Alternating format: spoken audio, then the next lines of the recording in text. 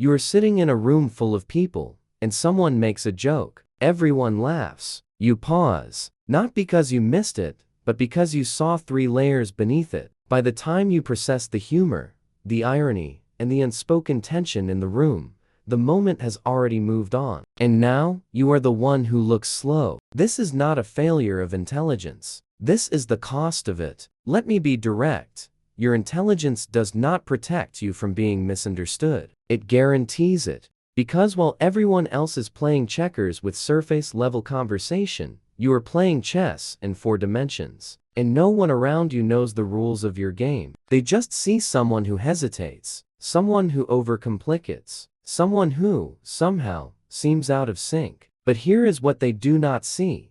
You are not overthinking. You are thinking at the speed your mind was built to move. And that speed is incompatible with a world that rewards fast, shallow responses over slow, deep understanding. This is not about arrogance. This is not about being better than anyone. This is about a fundamental mismatch between how your brain processes reality and how society expects you to perform in it. And the cruel irony? The same intelligence that allows you to see patterns others miss also makes you blind to the one pattern that matters most: how you are being perceived. Let me take you somewhere specific. You are in a meeting. Someone proposes an idea. It is flawed. You can see the flaw immediately, not because you are trying to find it, but because your mind automatically scans for structural weaknesses. It is involuntary, like breathing. So you speak. You point out the issue. You explain it carefully, logically, clearly, and the room goes cold. Not because you were wrong,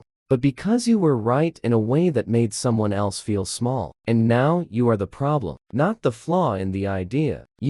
This is the first law of intellectual isolation. Accuracy without social awareness is perceived as cruelty. You were not trying to hurt anyone. You were trying to help. But your brain does not naturally compute the emotional temperature of a room while simultaneously solving the logical problem in front of it. It picks one. And it almost always picks logic, because that is what it was built to do. Here's what most people do not understand about high intelligence. It is not a superpower. It is a specific operating system that runs on different firmware than the majority. And just like a Mac trying to communicate with a Windows machine, there will always be translation errors. Your mind synthesizes information faster. It holds more variables at once. It sees causality where others see coincidence. It detects inconsistencies that others walk right past. But none of that makes you better at being understood. In fact, it makes you exponentially worse at it, because the way you arrive at conclusions is invisible to others. They only see the result, and when your result contradicts their intuition, they do not think, maybe this person sees something I do not. They think, this person is being difficult. You're not difficult. You are simply operating with more data. But data without connection is alienation. And connection requires you to slow down, translate, and meet people where they are, which is exhausting, because it means constantly converting your natural language into theirs. And after a while, you stop trying. Let me show you where this begins. Go back to childhood. You are 6 years old. You ask your teacher a question, not to challenge her, not to show off. You are genuinely curious about the gap in her explanation, but she hears it as defiance. She shuts you down. You learned something that day, not about the subject she was teaching, about yourself. You learn that your curiosity is a social risk, so you stop asking questions, or you learn to ask them in a way that does not threaten. You develop a social mask, a way of speaking that hides how much you are actually thinking. You learn to dumb yourself down to fit in. And this becomes your survival strategy, not because you want to hide, but because every time you show the full scope of how your mind works, you are punished for it. Subtly, socially, emotionally. Teachers call you argumentative. Peers call you weird. Employers call you difficult to manage. Romantic partners call you emotionally distant. But none of those labels are true. They are misinterpretations of a mind that processes the world differently. You are not argumentative. You are thorough. You are not weird. You are pattern aware. You are not difficult. You are precise. You are not emotionally distant. You are cognitively engaged in a way that looks like detachment. And the tragedy is this: The more intelligent you are, the more skilled you become at hiding it, because you learn, early, that visibility is dangerous. Now, let me take you deeper. There is a specific psychological mechanism at play here. It is called the curse of knowledge, and it is one of the most invisible forms of social blindness that intelligent people suffer from. Here is how it works. Once you understand something deeply, you lose the ability to remember what it was like not to understand it. Your brain integrates the knowledge so thoroughly that it becomes obvious to you. Automatic, foundational, and because it feels obvious to you, you assume it is obvious to others. It is not. When you explain something, you skip steps, not because you are careless, but because those steps are so internalized in your thinking that you do not even realize they exist anymore. To you, they are invisible. To others, they are the entire missing bridge between confusion and clarity. So when you explain something and people do not get it, you feel frustrated. Not because they are slow, but because you cannot figure out where the disconnect is. You are speaking clearly, logically, precisely, but you are speaking from the top of a mountain to people standing at the base, and you have forgotten what the climb looked like. This is not arrogance. This is cognitive blindness, and it makes you terrible at teaching, terrible at persuading, terrible at making people feel comfortable around your intelligence,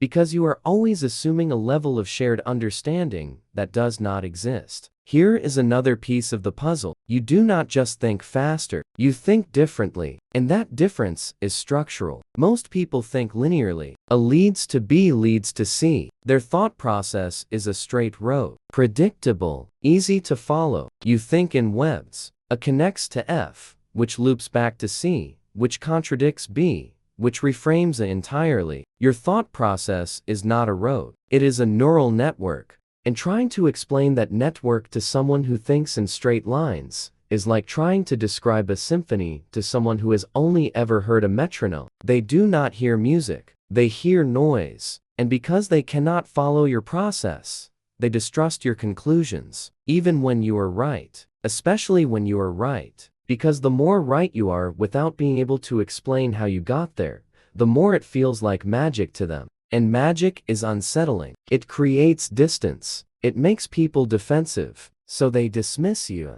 Not because your logic is flawed, but because your logic is inaccessible. And over time, you start to internalize that. You start to believe that maybe you are the problem. Maybe you do overcomplicate things. Maybe you should just keep your thoughts to yourself. But that belief is not insight. It is trauma disguised as self-awareness. Let me tell you what happens when you spend years hiding your intelligence. You develop what I call cognitive camouflage. You learn to mimic the speech patterns, the pacing, the level of analysis that makes people comfortable. You become fluent in simplification, and it works. People like you more. They stop calling you intimidating. They stop looking uncomfortable when you speak. But here is the cost. You disappear, because the version of you that people are comfortable with is not actually you. It is a performance, a translation, a mask.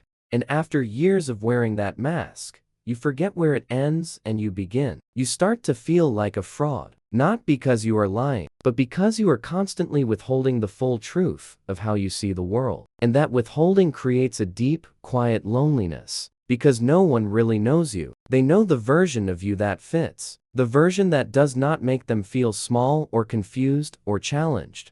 But the real you, the one who sees the patterns and makes the connections and holds the contradictions, that version is locked away, hidden, protected, because you learned, long ago, that showing it is dangerous. Now here is where it gets complicated, because there is another layer to this. It is not just that people misunderstand you. It is that you misunderstand how you are being misunderstood. Let me explain. When people react negatively to something you say, you assume it is about the content, about the logic, about the accuracy of your point. It is not. It is about the emotional subtext they are reading into your words. A subtext you did not intend. A subtext you are often completely unaware of. Because while you are focused on precision, they are focused on tone, on implication, on what your words suggest about how you see them. And here is the brutal truth.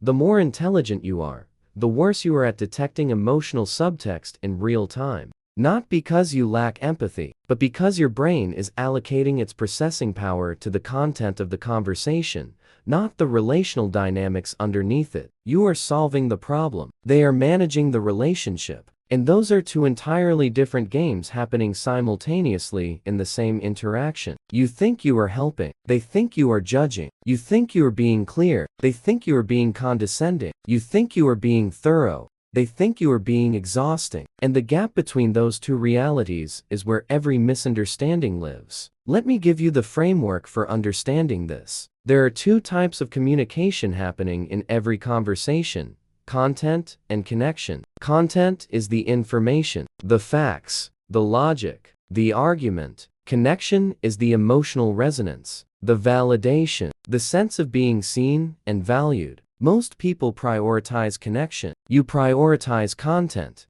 And that inversion is the root of almost every social friction you have ever experienced. Because when people feel disconnected, they stop listening to the content. It does not matter how right you are. It does not matter how clear your logic is. If they do not feel connected to you, your words become noise. And the frustrating part, you can feel that disconnection happening. You can see people shutting down, tuning out, getting defensive, but you do not know how to fix it. Because the tools you have, logic, clarity, precision, are content tools. And connection requires something else entirely. It requires warmth, validation, the ability to make someone feel like you are on their side, even when you disagree with them. And those skills do not come naturally to you, not because you are cold, but because your brain does not automatically track the emotional labor required to maintain connection while delivering difficult truths. So you focus on the truth, and you lose the connection, and then you wonder why people do not trust you. Here is the biological piece. Your brain is wired for pattern detection. That wiring is not optional. It is automatic, constant, relentless. You cannot unsee patterns. You cannot turn off the part of your mind that scans for inconsistencies. You cannot stop noticing the things that do not add up. And that constant pattern detection creates a specific kind of cognitive load. Because while you are talking to someone, your brain is also running background processes. It is analyzing their word choice, noticing contradictions, detecting gaps in their reasoning, cross-referencing what they are saying with what you know to be true. And all of that is happening while you are trying to maintain eye contact, manage your facial expressions, and respond in a socially appropriate amount of time. It is exhausting, and it is invisible, because no one sees the processing load you are carrying. They just see someone who seems distracted, or distant, or overly analytical. But you are not any of those things. You are simply trying to manage a level of cognitive complexity that most people do not even know exists. And the result? You come across as detached, when really, you are overwhelmed by how much you are perceiving. Let me tell you what happens in relationships. Romantic ones, friendships, familial bonds. You care deeply, more deeply than most people realize.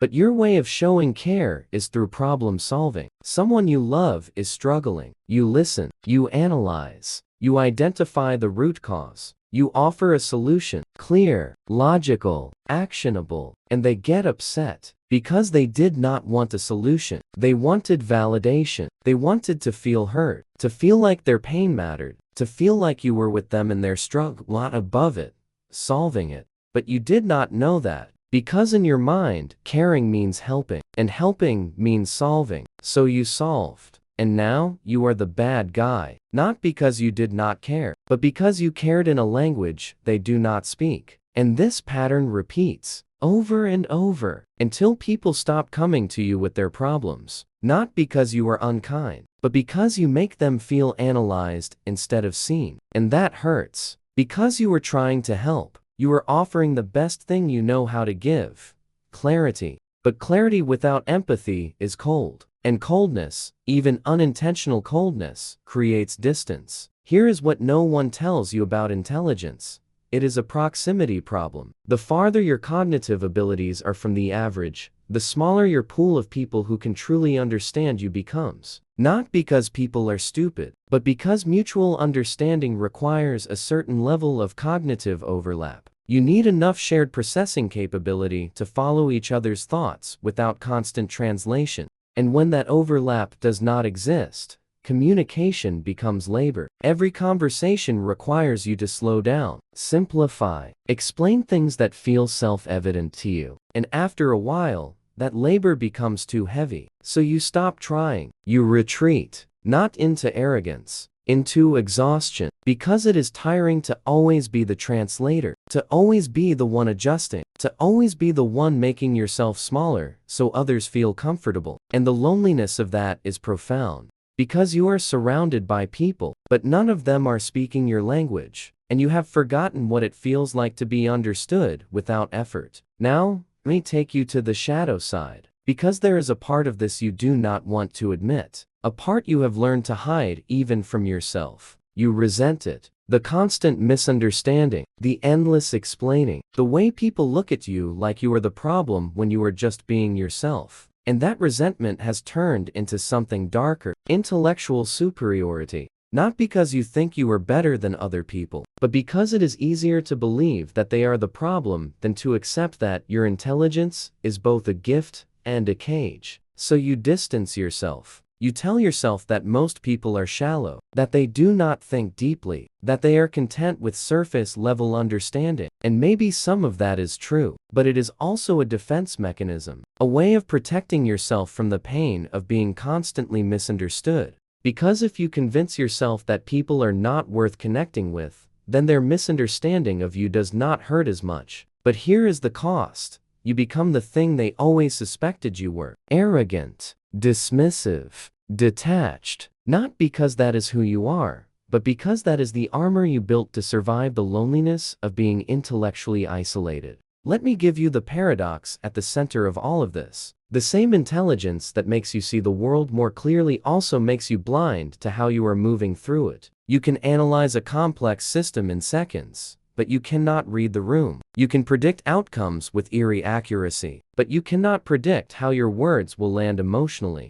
You can solve problems that baffle others, but you cannot solve the problem of being liked, of being trusted, of being understood. And that is not a moral failing. It is a cognitive trade-off. Your brain optimized for depth, and in doing so, it sacrificed some of the social fluency that comes naturally to others. You are not broken. You are specialized. And specialization always comes with limitations. The question is not how to fix this. The question is how to stop punishing yourself for it. Here's what you need to understand. You have been living in a world that was not designed for how your mind works. A world that rewards fast thinking over deep thinking, surface connection over true understanding, agreeability over accuracy. And you have spent years trying to fit into that world, trying to make yourself smaller, quieter, less complicated. But you are not too much. You are precisely enough. And the people who cannot see that are not bad people. They are just operating with a different set of tools. Your intelligence is not a flaw to be managed. It is a lens to be honored, even when that lens makes the world harder to navigate. Because the alternative, hiding it, suppressing it, pretending it does not exist, does not make you more understood. It just makes you more alone. So here is the shift. Stop trying to be understood by everyone. Start looking for the people who can keep up. Not because they are smarter, but because they are curious enough to try. Because those people exist. They are rare, but they exist. And when you find them, you will feel something you have not felt in years. Relief. The relief of not having to translate, of not having to slow down, of not having to hide the full speed and scope of how your mind works. And that relief will remind you of something you have forgotten.